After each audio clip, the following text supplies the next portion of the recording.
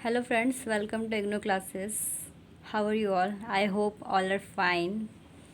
We are study about ideal gases and our topic is degree of freedom.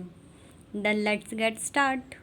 Degree of freedom of molecule को define किया जाता है जब number of independent coordinates require होते हैं specify करने के लिए उनके पोजीशंस को कम्प्लीटली स्पेस में, तो उसे बोलते हैं डिग्री ऑफ फ्रीडम। लाइक एक पॉइंट है जो मूव कर रहा है कर्व पाथ के अलॉन्ग, तो उसका डिग्री ऑफ फ्रीडम हम 1 मान के चलेंगे। वैसे ही अगर हाउस फ्लाई है वो अपने विंग्स को स्ट्रेच करके मूव कर रही है तो उसका डिग्री ऑफ फ्रीडम भी 1 ही होगा, क्योंकि वो कम्प्लीटली स्पेसिफाई कर रही है अपने मोशन को, अपने पोजीशन को सिर्फ 1 कोऑर्डिनेट में। जबकि वही हाउस फ्लाई जब मूव करेगी फ्लोर पे तो उसका डिग्री ऑफ फ्रीडम हो जाएगा 2।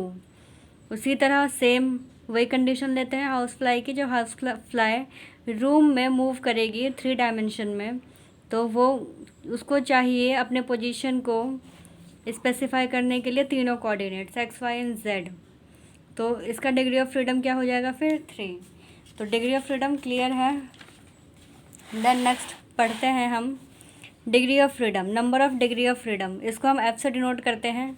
F equals to 3Q minus C. Q होता है number of atoms constituting the molecule and C होता है total number of constant. Example ले लेते हैं, सिंगल एटम के केस में क्यू की वैल्यू 1 होती है और सी होता है 0। मीन्स कोई कांस्टेंट नहीं होता उसके मोशन में, और जो मोशन होता है वो रैंडम होता है। तो एफ़ की वैल्यू आ जाएगी हमारी 3, क्यू की वैल्यू 1, देन सी की वैल्यू 0 पुट करके देखिए एफ़ की वैल्यू आएगी 3। अब रिजिड डायटोमिक मॉलिक्यूल का एग्जांपल ले लेते हैं। इसमें क्यू की वैल्यू हम लेते हैं 2 और सी की वैल्यू लेते हैं 1। क्यों? क्योंकि जो डिस्टेंस होगा एटम्स के बीच में वो फिक्स होगा, इसलिए सी की वैल्यू 1। देन एफ की वैल्यू हमारी आ जाएगी 5। All are clear. अब हम पढ़ेंगे principle of equipartition of energy. जो थर्मल एनर्जी होता है सिस्टम का वो इक्वली डिवाइडेड होता है सारे एक्टिव डिग्री ऑफ फ्रीडम के, और मेन एनर्जी जो एसोसिएट होते हैं एक दूसरे डिग्री ऑफ फ्रीडम से उसकी वैल्यू होती है kBT/2। यह है हमारा principal of equipartition of energy. अब हम पढ़ लेते हैं हीट कैपेसिटी। हीट कैपेसिटी क्या होता है?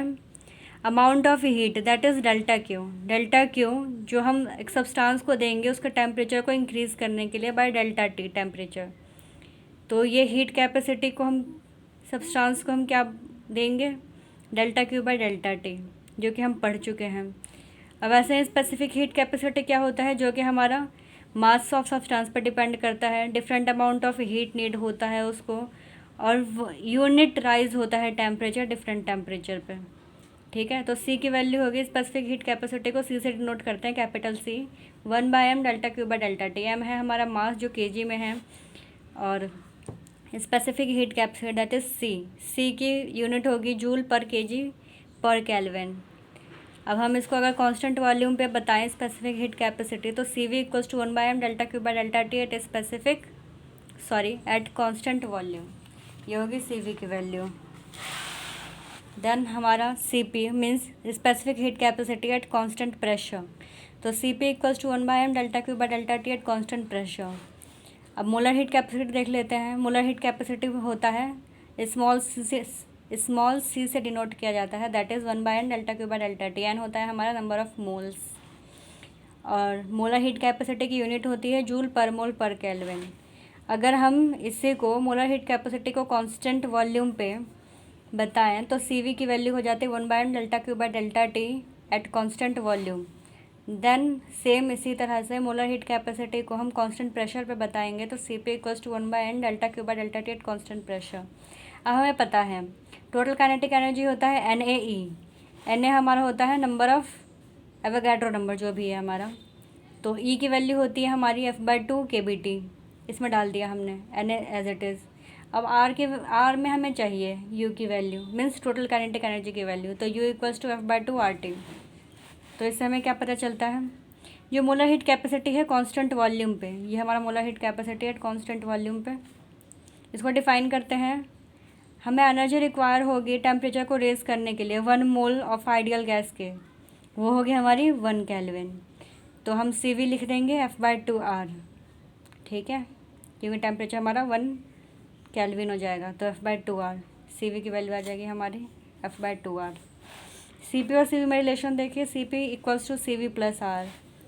CP की वैल्यू देख लेते हैं, इसे बोलते हैं मेयर्स फार्मूला, ठीक है। अब CP जैसे हमने CV की वैल्यू निकाली F/2R, वैसे CP की वैल्यू है F+2/2R।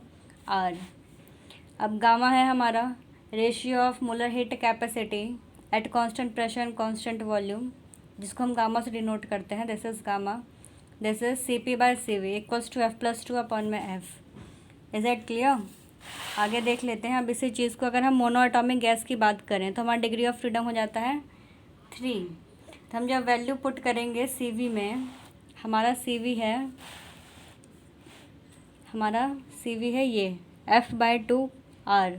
अब इसमें F की वैल्यू हम 3 डाल देंगे, क्योंकि हमारे यहाँ पे डिग्री ऑफ फ्रीडम क्या है, 3 है। तो 3 डाल देंगे तो CV की वैल्यू आ जाएगी 3/2R। उसी तरह से अगर F की वैल्यू 3 डाल देंगे तो CP की वैल्यू हमारी आ जाएगी 5/2R। This is 5/2R। Gamma की वैल्यू डालेंगे, ये रहा हमारा गामा F+2/F। F की वैल्यू डालेंगे 3, तो हमारी गामा की वैल्यू आ जाएगी 5/3, दैट इज़ 1.67। इसी तरह से अगर डायटोमिक मॉलिक्यूल की बात कर लें तो इसमें डिग्री ऑफ फ्रीडम आता है हमारा 5। सेम इसी तरीके से CV का फॉर्मूला है F/2R। F की जगह हम डालेंगे 5, तो आ जाएगा हमारा 5/2R, ठीक है, 5/2R। CP की वैल्यू लिखेंगे, F की वैल्यू है 5, तो यहाँ पर 5 डाल देंगे तो CP की वैल्यू आ जाएगी 7/2R। This is 7/2R। Gamma की वैल्यू निकालेंगे, दिस इज़ द फॉर्मूला, तो इसमें F की वैल्यू डाल देंगे हम 5, तो आ जाएगा हमारे यहाँ पे value 7/5। This is 7/5, that is 1.4। इतना क्लियर है। इसी तरीके से हम CP, CV और गामा के वैल्यू निकाल सकते हैं।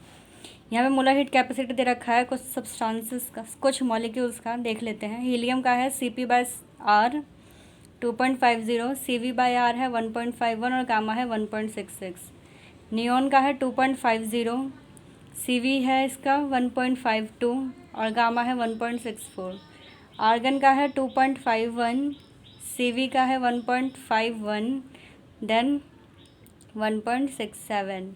इसी तरीके से बाकी का है। एयर का है 3.50, CP/R है, CV/R है 2.50 और गामा है 1.40। आज का टॉपिक यहीं पे कंप्लीट करते हैं। मिलते हैं हम नेक्स्ट वीडियो में। तब तक के लिए take care and bye bye. बाकी मेरे चैनल्स को लाइक, सब्सक्राइब एंड शेयर ज़रूर करिएगा, और भी टॉपिक्स अवेलेबल हैं इस चैनल पे, जाके ज़रूर देखिए और पसंद आए तो लाइक ज़रूर करिए। Thank you.